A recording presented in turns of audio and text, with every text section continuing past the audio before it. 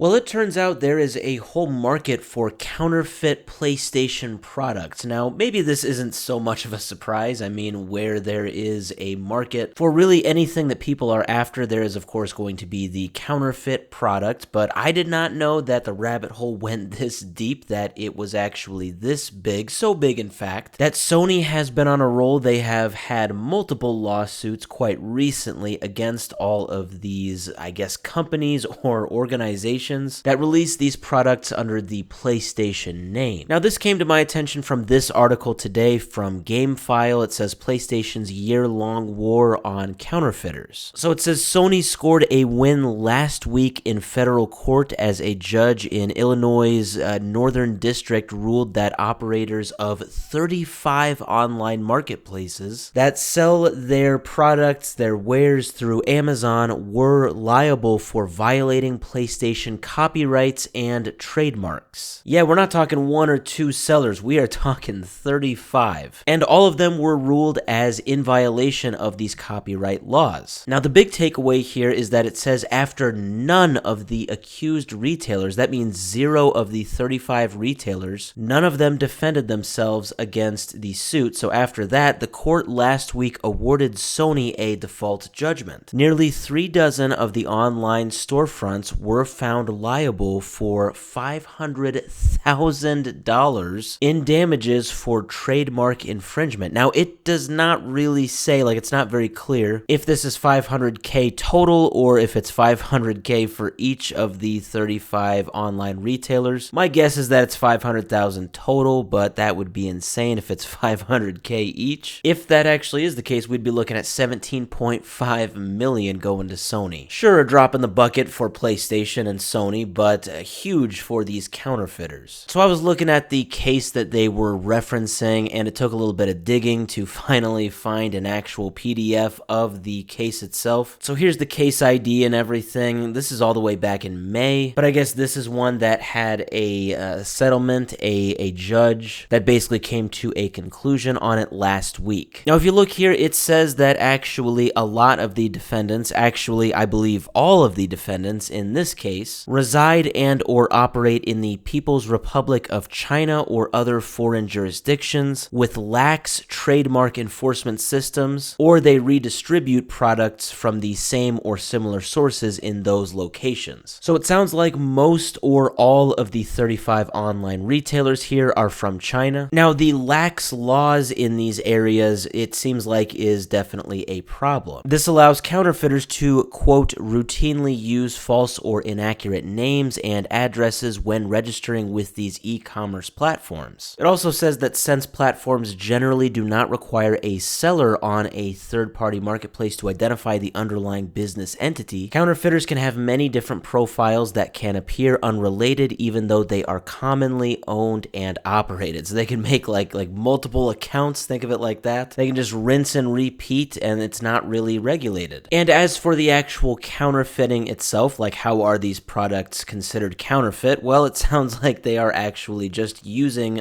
simply the PlayStation logo, product, brand itself, all to sell their fake product. So it says many defendants also deceive unknowing consumers by using the PlayStation trademarks without authorization within the context, text, and or meta tags of their e-commerce stores to attract various search engines crawling the internet looking for websites relevant to consumer searches for genuine PlayStation products. Now, it sounds like half of them do that, but the other half kind of do the exact opposite to try to avoid trouble. So it says other e-commerce stores operating under the seller aliases actually omit using the PlayStation trademarks in their item title to evade enforcement efforts, while using strategic item titles and descriptions that will trigger their listings when consumers are searching for genuine PlayStation products. So overall, this is definitely a big thing when you look at these counterfeiters, and